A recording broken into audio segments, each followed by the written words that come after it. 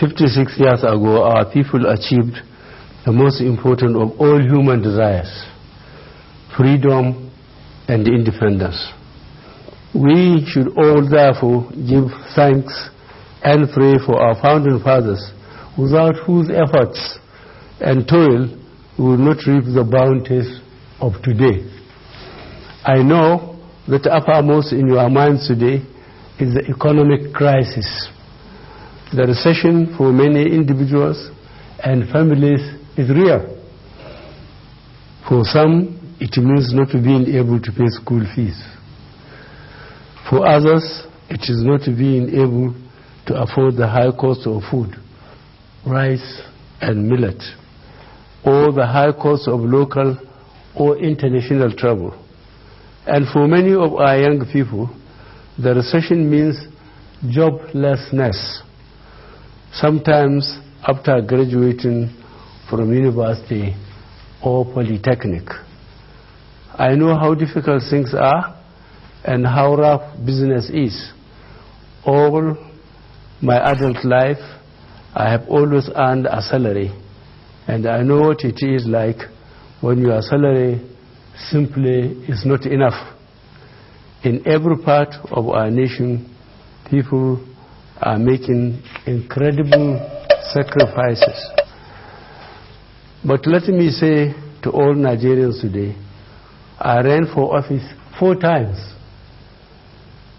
to make the point that we can rule this nation with honesty and transparency, that we can stop the stealing of Nigeria's resources so that the resources could be used to provide jobs for our young people, security infrastructure for commerce, education, and health care.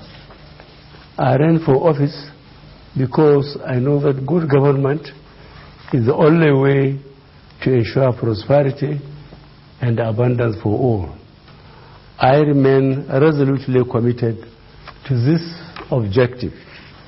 I believe that this recession will not last. Temporary problems should not blind or divert us from the corrective course this government has charted for our nation. We have identified the country's salient problems, and we are working hard at lasting solutions. To recap what I have been saying since the inception of this administration, our problems are security, corruption, and the economy, especially unemployment and the alarming level of poverty. On security, we have made progress. Boko Haram was defeated by last December, only resorting to cowardly attacks on soft targets, killing innocent men, women, and children. Nigerians should thank our gallant men of the armed forces and police for rescuing large areas of the country captured by the insurgents. Now, residents in Borno, Yobe, and the Adamawa states, as well as several neighboring states, go about their daily businesses in relative safety. People can go to mosques, churches, marketplaces in reasonable safety. Commuters can travel between cities, towns, and villages without fear. Credit for this remarkable turnaround should go to our armed forces, the police, various sponsored and private vigilante groups, the local traditional leaders. Security is a top-to-bottom concern and responsibility. Besides Boko Haram, we are confronting other long-running security issues, namely herdsmen versus farmers, cattle rustling, kidnappings. This administration is firmly resolved to tackle these challenges and to defeat them. A new insurgency has reared up its head in the shape of blown up gas and oil pipelines by groups of Niger Delta militants. This administration will not allow these mindless groups to hold the country to ransom. What sense is there to damage a gas line, as a result of which many towns in the country, including their own town or village, is put in darkness as a result? What logic is there in blowing up an export pipeline? As a result, income to your state and local governments, and consequently their ability to provide services to your own people is reduced. No group can unlawfully challenge the authority of the federal government and succeed. Our administration is fully sympathetic to the plight of the good people of Niger Delta, and we are in touch with the state government and the leaderships of the region. It is known that the clean-up of the Ogoni land has started. Infrastructural projects financed by federal government and post-amnesty programs financing will continue. We have, however, continued to dialogue with all groups and leaders of thought in the region to bring lasting peace. Corruption is a cancer which must be fought with all the weapons at our disposal. It corrodes the very fabric of government and it destroys society. Fighting corruption is key, not only to restoring the moral health of the nation, but also to freeing our enormous resources for urgent socio-economic development. In fighting corruption, however, the government would adhere strictly by the rule of law. Not for the first time, I am appealing to the judiciary to join the fight against corruption. The third plank in this administration drive to change Nigeria is restructuring the economy. Economic behavior is cyclical. All countries face ups and downs. Our own recession has been brought about by a critical shortage of foreign exchange. Oil price dropped from an average of $100 per barrel over the last decade to an average of $40 per barrel this year and last.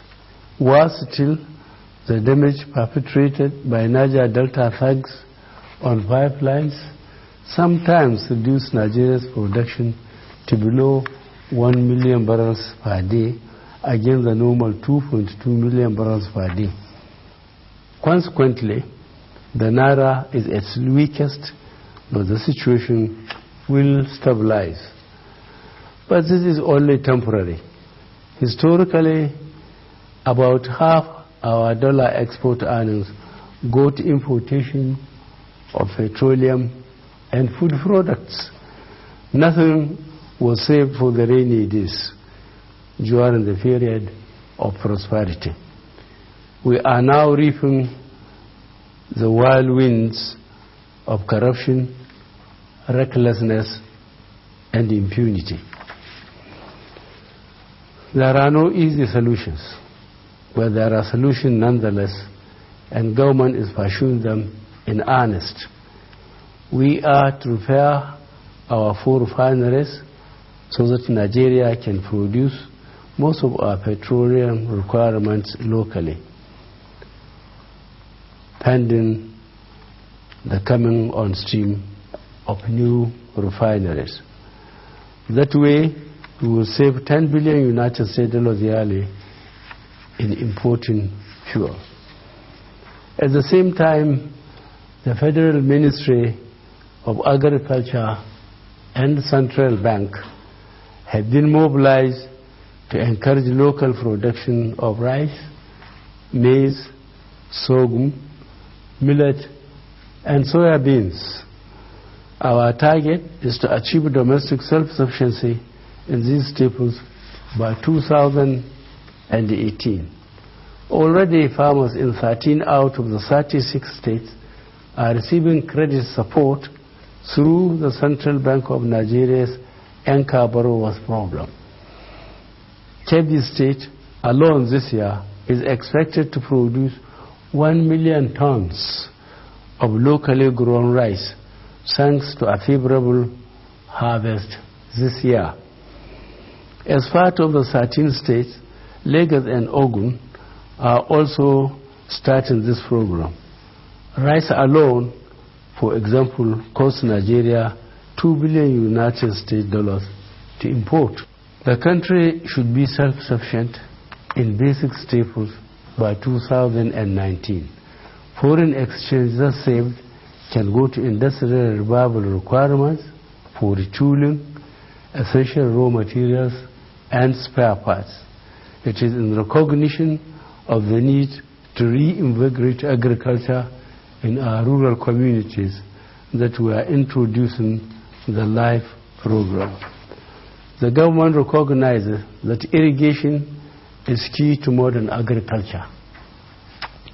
That is why the Ministry of Agriculture and Water Resources are embarking on a huge program of development of lakes, earth dams, and water harvesting schemes throughout the country to ensure that we are no longer dependent on rain-fed agriculture for our food requirements. In addition, the government is introducing Water Resources Bill encompassing the National Water Resources Policy and National Irrigation and Drainage Policy to improve management of water and irrigation development in the country. We are reviving all the 12 river basin authorities, namely Anambra Imo, Benin, Owena, Chad Basin, Cross River, Hadejia Jamari, Lower Benue, Lower Niger, Niger Delta, Ogun, Oshun, Sokoto River, Upper Benue, and Upper Niger Basin countries. The second plank in our economic revival strategy is centered on the Ministry of Power, Works, and Housing. The ministry will lead and oversee the provision of critical infrastructure of power, road, transport, network, and housing development. Power generation has steadily risen since our administration came on board from 3,324 megawatts in June 2015, rising to a peak of 5,074 megawatts in February 2016. For the first time in our history, the country was producing 5,000 megawatts. However, renewed militancy and the destruction of gas pipelines caused a acute shortage of gas and a constant drop in electricity output available on the grid. There has been, during the period June 2015 to September 2016, big improvement in transmission capacity from 5,500 megawatts to the present 7,300 megawatts. There were only 2 system collapses between June and December 2015. But due to the vandalism by Niger Delta militants, the overall system suffered 16 system collapses between March and July 2016 alone. As I have said earlier, we are engaging with responsible leadership in the region to find lasting solutions to genuine grievances of the area, but we will not allow a tiny minority of thugs to cripple the country's economy. In the meantime, government is going ahead with projects utilizing alternate technologies such as hydro, wind, and solar to contribute to our energy mix. In this respect, the Mambila Hydro project, after many years of delay, is taking up this year. Contract negotiations are nearing completion with Chinese firms for technical and financial commitments. The project is to be jointly financed by Nigeria and the Chinese Export-Import Bank. In addition, 14 solar power projects have had their power purchase agreements concluded. Hence, the plan to produce 1,200 megawatts of solar electricity for the country would be realized on schedule. And in line with the objective of government to complete all abandoned projects across the country, the Rural Electrification Agency's projects needing completion are provided for in 2016 budget. Bringing electricity to rural areas will help farmers, small-scale and cottage industries to integrate with the national economy.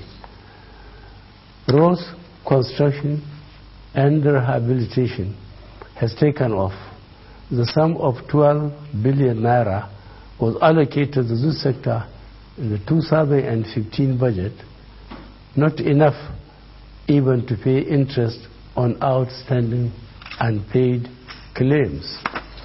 Notwithstanding the budgetary constraints, the current budget allocated 240 billion naira for highway projects against 12 billion naira in 2015. Many contractors who have not been paid for 3 years have now remobilized to sites. 720.5 billion naira has so far been released this budget year to capital projects.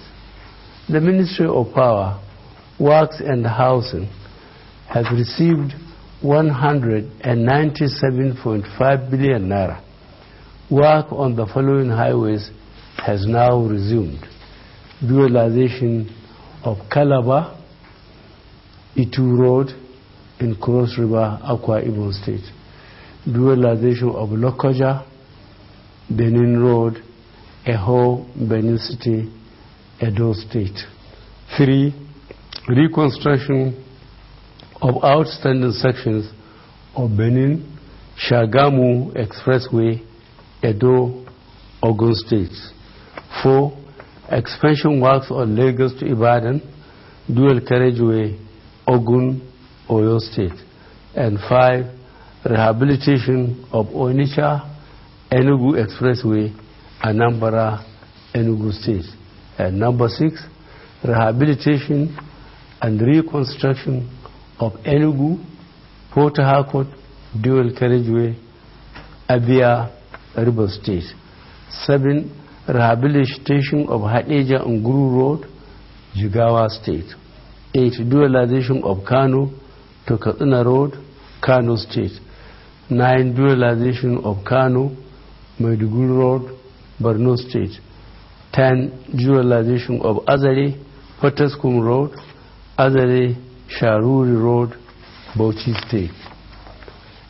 Rehabilitation of Ilorin, Jabba, Mokwa, Burnungwaidi Road, Kwara State.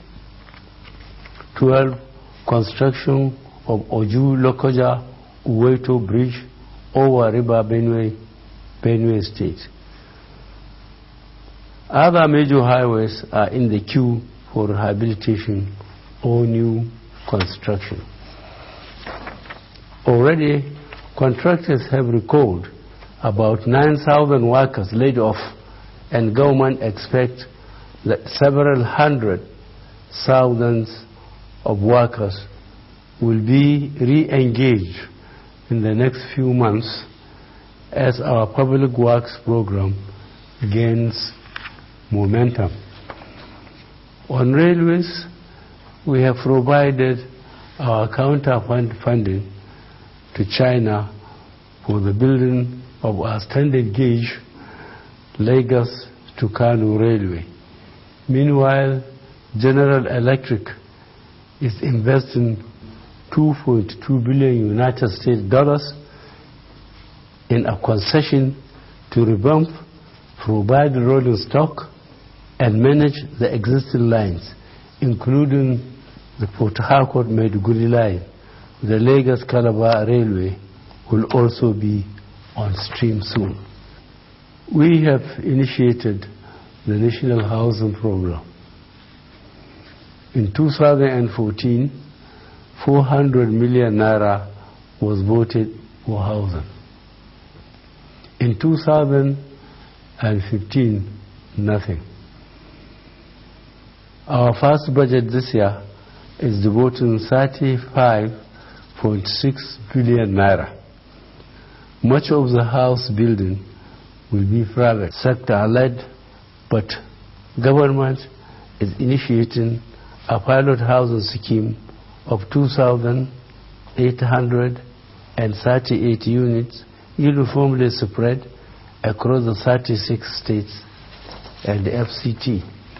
We expect these units to be completed within 46 months.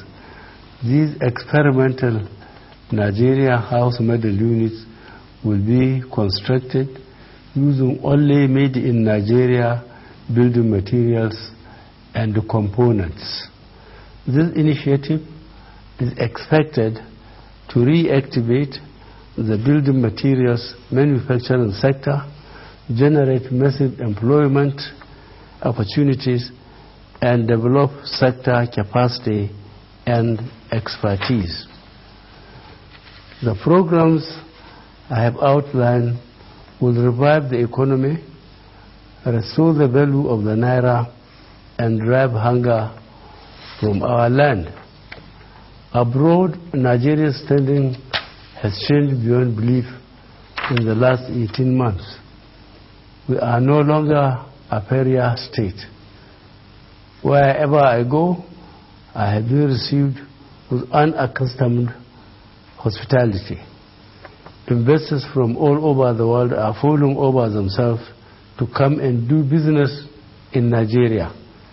This government intends to make business environment more friendly because we cannot develop ourselves alone. All countries, no matter how advanced, welcome foreign investment to their economy. This is the essence of globalization, and no country in the 21st century can be an island. Our reforms are therefore designed to prepare Nigeria for the 21st century. Finally, let me commend the Nigerians for your patience, steadfastness, and perseverance. You know that I am trying to do the right things for our country. Thank you, and God bless our country.